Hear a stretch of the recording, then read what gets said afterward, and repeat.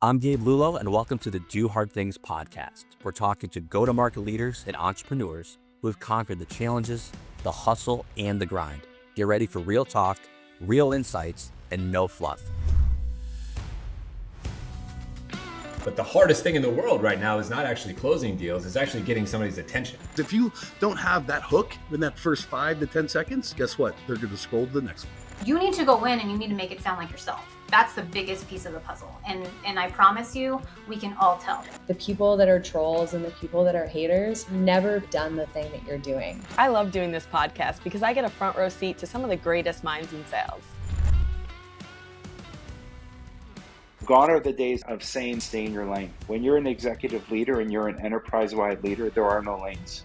You've got to be partners. Curiosity is like when the type of questions you ask is sometimes the value that you bring. I need you to tell me when you're ready to buy or what you're ready to do. And I think it's changed so much into like adding more value. And if you're not doing that, then you're definitely going to come off as desperate. High pressure selling is like a dinosaur tactic at this point. No parent is like, oh, you should be a salesperson when you grow up, right? Everyone's like a doctor, lawyer, whatever crap. It's never salespeople. It's not your job to motivate people. It's your job to find motivated people. It's not cockiness. It's not arrogance. It's confidence knowing I know this and I know that I can help you. From where I started to where I am today is all because I learned how to sell. And there's too many people who have only been doing this for 5 freaking minutes. Sit down, close your mouth, actually go out there and get yourself beat up. Then come back and tell me if something is dead or not. That is exactly why I started this podcast, because right there, that's the epitome of doing hard things.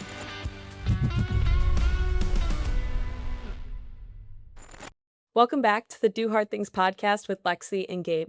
Today's guest is Julee Gracey, a former international model, TV personality, and real estate powerhouse turned certified business coach who teaches entrepreneurs how to show up confidently on camera and actually convert.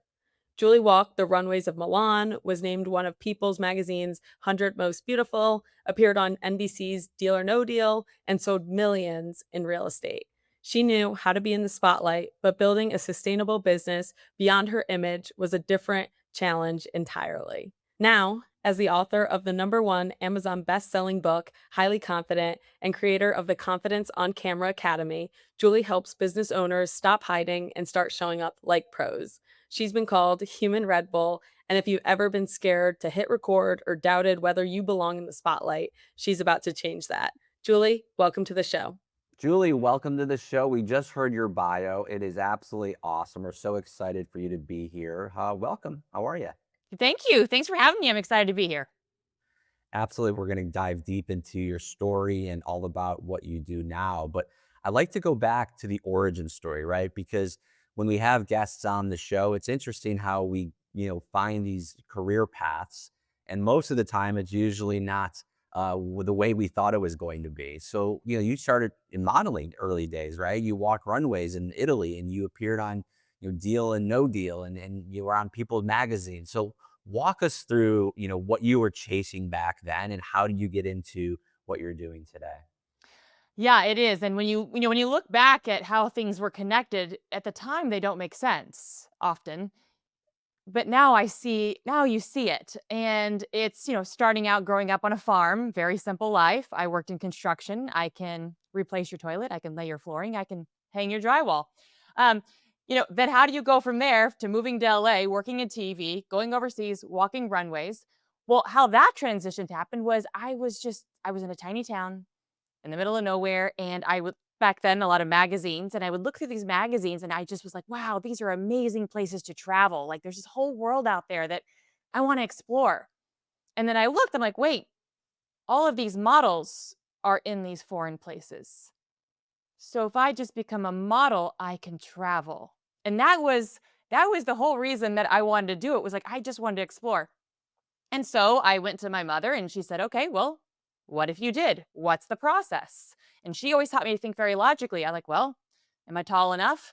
What does it take to be a model? Do you have an agent? And I went through that process, and that is how I ended up moving to LA, finding an agent, working in TV for 10 years, and, walking runways in Milan. And, it was an amazing experience. And so it's just, I wanted to travel, and I did that. And then coming back from modeling, it was like, okay, I checked the box.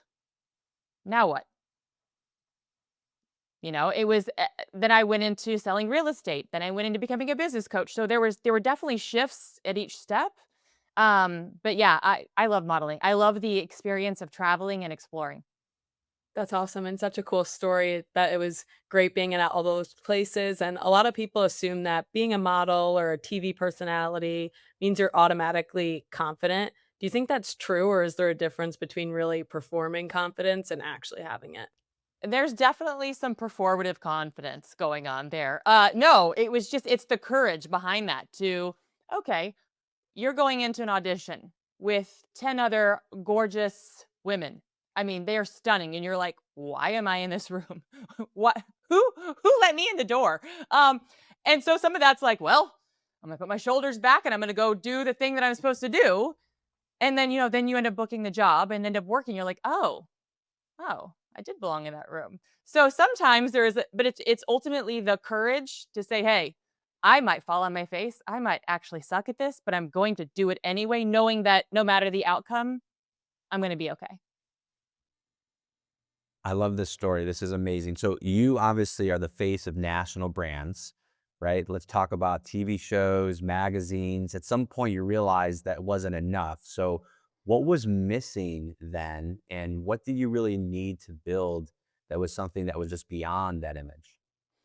So again, I got into modeling so that I could travel. I definitely wanted to explore, try new things. It's kind of my love language of like what's new. Um, and so once I did that, kind of checked that box, I came back to LA and like, what's next?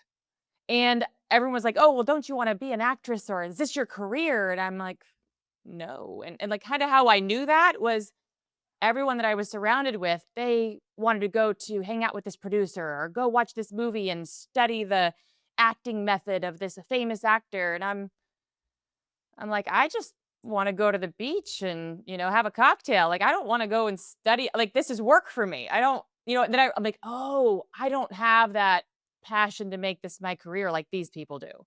And then I had to figure it out. I grew up in construction. I liked and seeing when you go into a property and you fix it up and you can resell it for a lot of money. And so I kind of tap back into that. Let me go into real estate so I can understand that business. And that's what made that transition and was highly successful at that. So when you made that transition into real estate, what was the hardest part from going from talent to being the business person, or was it sort of a relief for you since you were getting ready for that pivot? The hardest part and the most motivating part was everyone told me it was a terrible idea. Everyone was like, but Julie, you're a model. You're in magazines. Like, look, you're literally on the cover of the magazine. I remember watching TV. There was a show I was on, and then in the 2 commercials that came on, I was also in the commercials. Like, you're on TV. All this is so glamorous. And I'm just like, it's a job. And I know I'm not trying to discount it. Yes, it was an amazing experience, but I wanted to use more of my brain than just the outside. But everyone told me it was a bad idea. Everyone loved to tell me how hard it was to get into real estate, that you were going into a market that had established real estate agents, been there for years. Maybe you should start with a few rentals here. Maybe you should get another job while you're trying to do this. And that was the hardest part because literally no one supported me. And the people closest to me, they gave me the same advice, not because they didn't think I could do it, but because they do it out of concern, right? Oh, it's really hard. Maybe you should try something else. And they do it out of a place of love. But, for me, when I get told I can't do something, yeah, I was like, all right, watch me. And so I was like, oh, I'm going to show you. And I get very quiet under the radar. And I just went after it and did really well, really fast. So, but that was part of my motivation was everybody told me I couldn't do it. Yeah, isn't that such a great motivation? You and I are wired very similarly, right? Because real estate's a grind. I got into software and tech sales, which also is a grind, but it was literally the same thing. Like I was actually going to law school, and I said, you know what, I'm going to pivot because I just didn't want to do paperwork all day long, right? Which is what most lawyers do. And I said, you know what, I want to do something a little bit different. And I took a sales job. And I was told the same thing you were. This is stupid. It's a bad idea. This is dumb. And because of that, like that was my burning motivation back then just to prove people wrong. I didn't really care if I was successful for myself. I wanted to prove everyone else wrong. So, with that grind, it really brought out, what, rejection, resilience, consistency, obviously this, I call it Teflon coating, right? When it comes to rejection. So take us through that. How did that come out? And did you have to learn how to be resilient, or was that something that you already had? Yeah, I had to learn to become resilient right out the gate. I had gotten my real estate license and I'm like so proud. I passed on my first try, and apparently it was hard to pass, but I was like, I passed on my first try. And I took some classes in my broker's office and I'm like, I got this. I went to an open house and got someone walked in. They were like, yeah, we'd love for you to show us a place. I'm like, this is easy. Like, I can do this. Show up to the very first house, and I can't undo the lock on the door because real estate keys, they're a special lock. I had no idea how to unlock it. So I'm standing with these people, 10 minutes, I'm sweating, trying to figure out how to open this lock. Okay, we get in. The door is open. Walk inside. They're looking around. It's called like an MLS sheet. It's a sheet with all the details about the home. But it might as well have been hieroglyphics for me because they're asking me questions, but I'm so nervous. I'm like, okay, what's the square footage? I was so bad. I had no idea what I was doing. I mean, what's the age of the roof? Have any of the appliances been replaced? I couldn't find any of the information. I literally couldn't answer them. So they see the house. We walk out on the front porch, and I'm just like, okay, what do you think? And they're like, I think we're going to work with another agent. And I was like, I think that might be a good idea. And I got fired immediately. First showing, fired. So talk about having to tuck in my ego, like a real humility moment. And I had told everyone this is what I was doing. I had studied. I had the business cards with my face on them. And I just literally face planted so hard. And so I did what any professional would do, Gabe, and I went home and curled up on the couch and cried and felt sorry for myself for about a day. And then I reassessed, okay, let's think about this. What if I did try again? What do I need? And then I realized I was expecting myself to be a professional and I was an amateur. I had to kind of show some kindness to myself in that moment. Oh, I need a mentor. I need someone to show me what I don't know. So I went to the number one agent in the office and said, hi, my name is Julie. I'm a new agent. I will give you 50% of everything that I make. I just want to sit in your office and listen to the words that you say. I will get you coffee. I will come to your meetings and pretend I'm your cute assistant. I will put out your yard signs. You say jump. I will say how high. I just want to hear the words you say. And luckily, being pretty good in sales, he took the offer. And immediately, within months, like 1,600,000, 1,500,000, 1,300,000, I was throwing up massive numbers on the board because I had a mentor. And that lesson right there was one of the biggest ones of going forward, doing anything. I never do it without a mentor, without a coach, because it's the fast track to success. Absolutely. And that's such a great story. And then once you get to the top and you decided to shift and start coaching entrepreneurs, what was that moment that you realized I want to teach this rather than continue to do it for myself? So I had a lot of other agents in the office that started at the same time as I did. And they're like, what are you doing? Show me your ways. And so I started showing them exactly what I was doing, how and why. And they started finding success. And then they're like, can I meet with you every week? Sure, you can meet with me every week because I got plenty of time. And then more and more and more. And suddenly I'm like, I realized I was actually coaching a lot of other agents for free. And I loved it, but it started taking more of my time. And then I'm like, well, what if I started charging people for this? That's how that starts. And then I started charging people for me to coach them. And I was like, okay. And I was in a moment where I had stepped away from modeling and acting, had a husband and a new baby at home. So I really wanted to be home more. And in real estate, like I can't do anything. There's that word. I don't like to do anything halfway. Like if I am selling real estate, I'm the number one agent in the office. And that means I'm going to work 80 hours. That's just how how I operate. But now I have a child at home. So and I wanted to be present with my family. And my husband traveled a lot for work. So I was like, okay, am I willing to give up all of this money I'm making to be with my family? And I said, yeah, I am. And luckily, I'd set myself up with investments that I was able to do that. So then coaching was a great transition because I'm still using all that knowledge that I have, but being able to put it in a different schedule. We are 10 a.m. to 3 p.m. Monday through Friday, right? And I'm getting to be with my family. So it was a beautiful transition over to it. And I love coaching my clients. This is awesome. So your whole business is built really around helping these people with confidence, but especially on camera. And of course, you mentioned you obviously came from the world of being on camera as your job. So when you're talking to someone and working with a new, let's say, trainee or a mentee, what do you do when it comes to someone who is completely terrified, right, of the spotlight?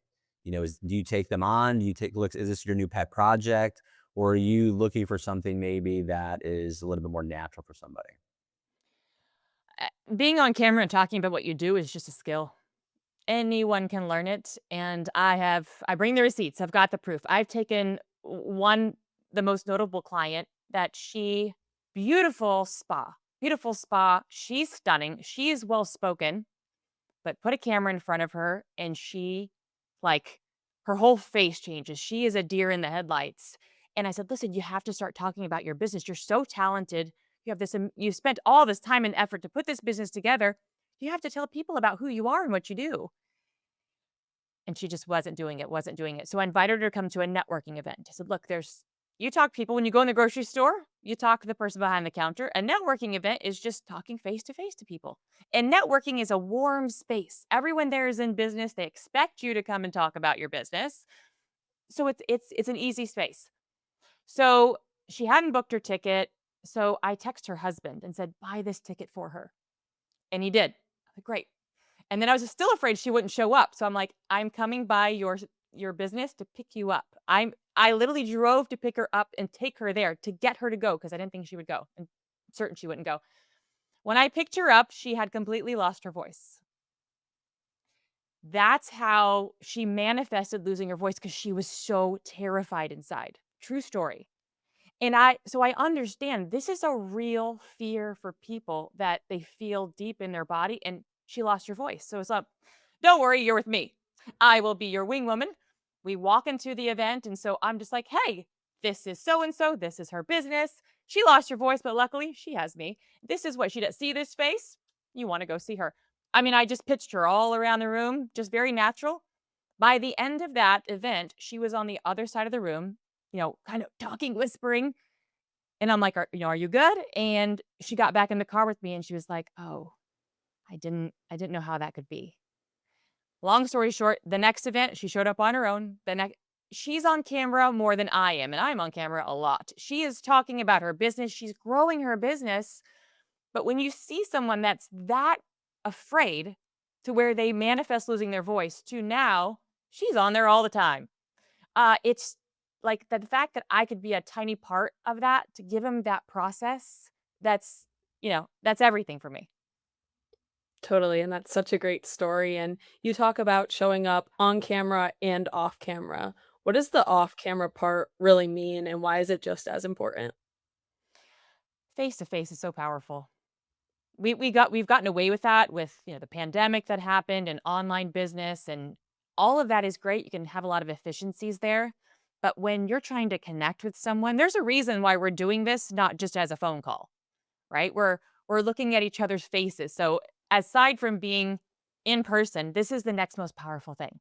I can see your body language. I can see the energy you bring on camera, and it's a stronger connection. So networking events in person, I'm telling you, are the most powerful.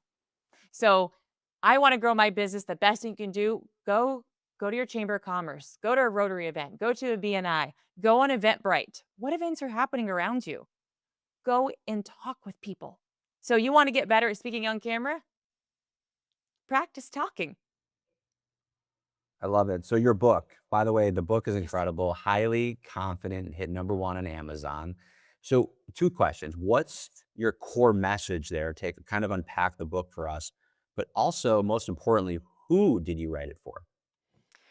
When I first started writing this book, Gabe, I didn't know who I was writing it for. And I was smart enough to at least record myself at 4:30 in the morning, filled with frustration. I've got note cards surrounding me. Like, why did I decide to write this book? This is the dumbest thing I've ever decided to do. Who am I even writing this for? But trusting the calling that there is a message, because I kept saying, you have to write a book, have to write a book. I had red marks all over my papers in English class. My teacher was probably her least favorite child in that class. So who am I to write a book? But I just knew it was something that I needed to do. And I kept teaching the same things over and over to my clients. How can I take these lessons? If these people are suffering, then so are, I bet, thousands of others. And so how can I get this message into their hands? That was kind of behind the book. And just see people that have so much talent.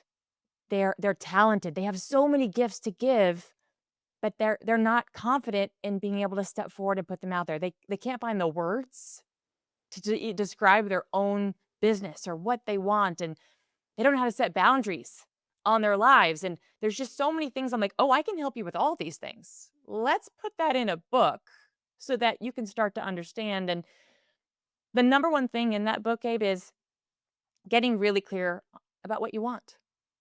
And you'd be amazed at how many people have never written out what their financial goals are in their business. I get them all the time. Okay, what's your financial target? They're like, oh, about 500. Okay, about 500 is not a real number. you know, get really clear. Why? Why this number? How are we going to get there? And get them really clear about what they want, because they tend to start reacting to life instead of being intentional about their life. And that's something I definitely help them do. I love that. And it seems very powerful books, obviously done so well. What was really the framework in creating the book? Walk us through how someone goes from doubting themselves to really making those high quality, confident decisions. Yes. And just that, we're going to teach you how to make high quality, confident decisions, because I truly believe the quality of the decisions that you make determines the quality of your life. So how do we make a good quality decision? I have these options. I don't know what to do. And when you're the leader of your company, it's a lonely place. It is. You don't go down to your staff and say, "Hey, I'm challenged with this." They're your staff. They're depending on you to lead them. So it can be very lonely. So I have a process that I walk them through of how do I make a high quality decision? How do I get all of that out of my brain, because we don't want to leave it in there? And we have a process. We teach you to think on paper. The old school pen and paper. There's science behind why when you actually write it down, it's easier to actually find a quality decision.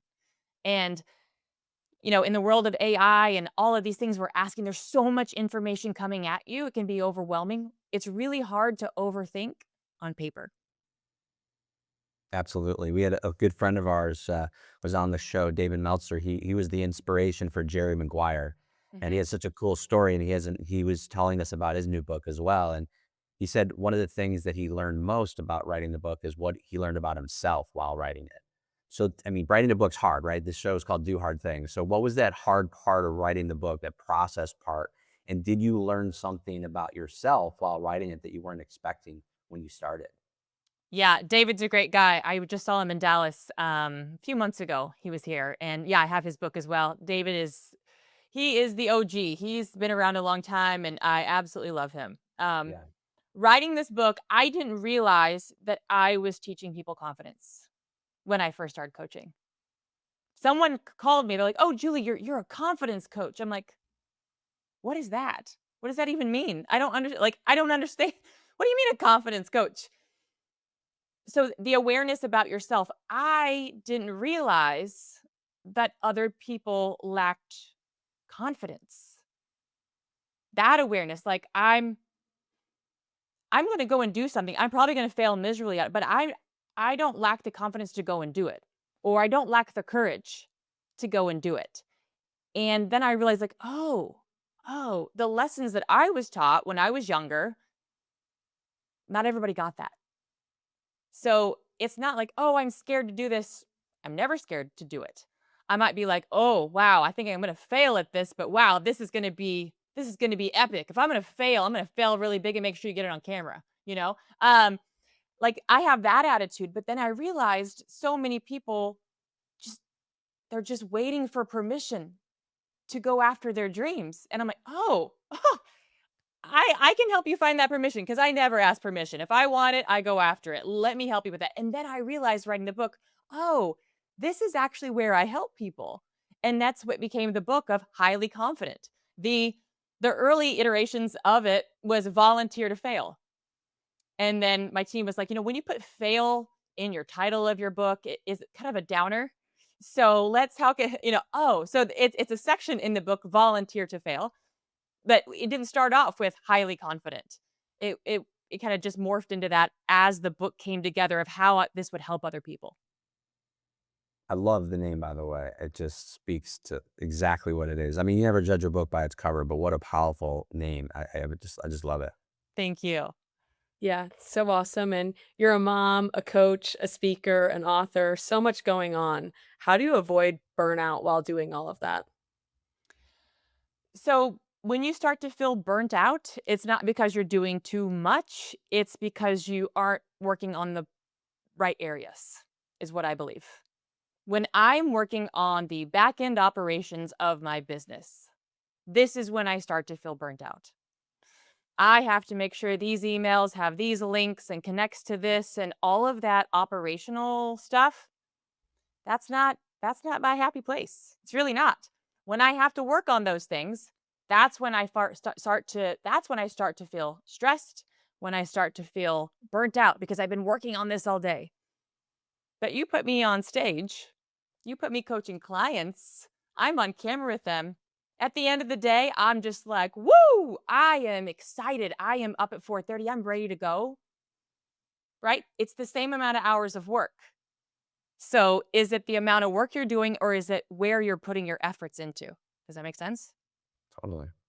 Totally. So a lot of entrepreneurs, and we see this all the time, they're struggling, right? And they're really being faced with the business. So, they feel like it's narcissistic or salesy or, why is that? What do you say about that? Well, especially females, guys too. But when we are young, we are told to sit down, ask for permission. Don't be loud. It's rude. Raise your hand. Right? It's not ladylike to be loud. It's not ladylike. Oh, you did really well on that. Well, if you talk about it, that's bragging. That's self-centered. This is what we're taught. Then we become adults and we want to grow a business. Guess what you have to go and do? You have to talk about your successes. You have to get loud. I have to get your attention. I might be a little bit abrasive. It might seem rude. I want to talk about money. All the things that you're told that you're not supposed to do. And in business, being an entrepreneur and growing a business means I have to go out and fail multiple times a day because that's how I succeed. But what you've been taught in school is that F on that paper. Yeah, this is bad. This is really bad. Right? So what we've been taught when we're younger and then you go into entrepreneurship, there's a lot of mindset work of how do we flip that? So for some business owners, it's the fastest way. Okay, you want to do marketing, you have to brag about yourself. Let's hire a third party to do it for you. Because to get you to actually be like, hey, by the way, I took my first client from 0 to 1.7 million, the next year 3 million.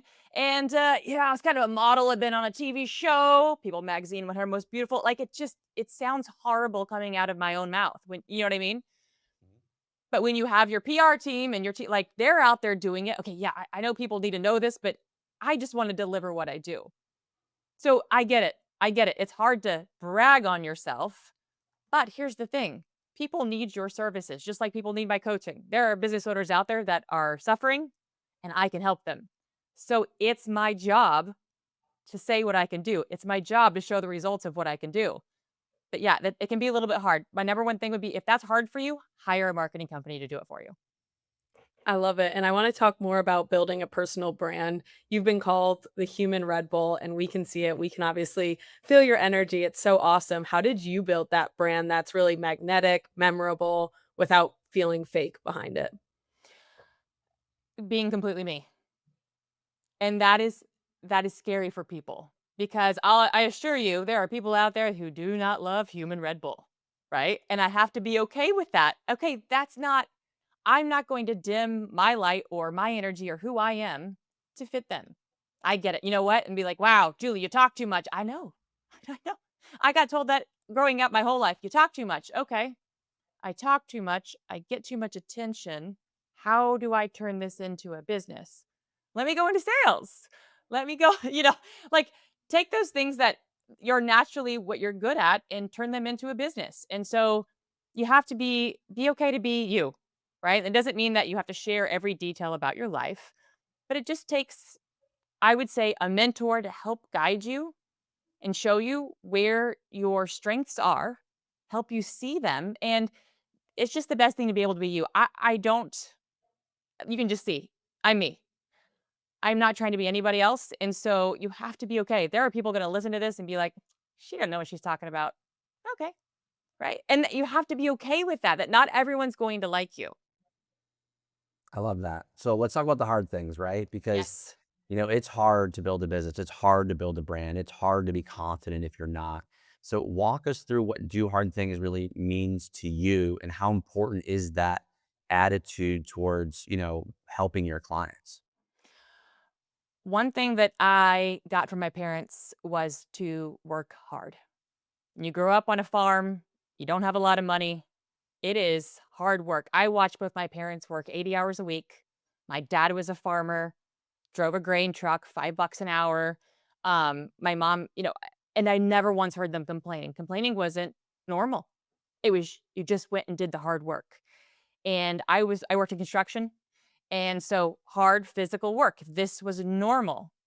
And I had parents that said, Julie, you can have whatever you want in life as long as you're willing to work for it.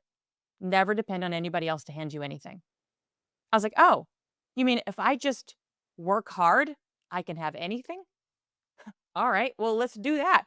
So I found myself seeking out hard things that other people couldn't do.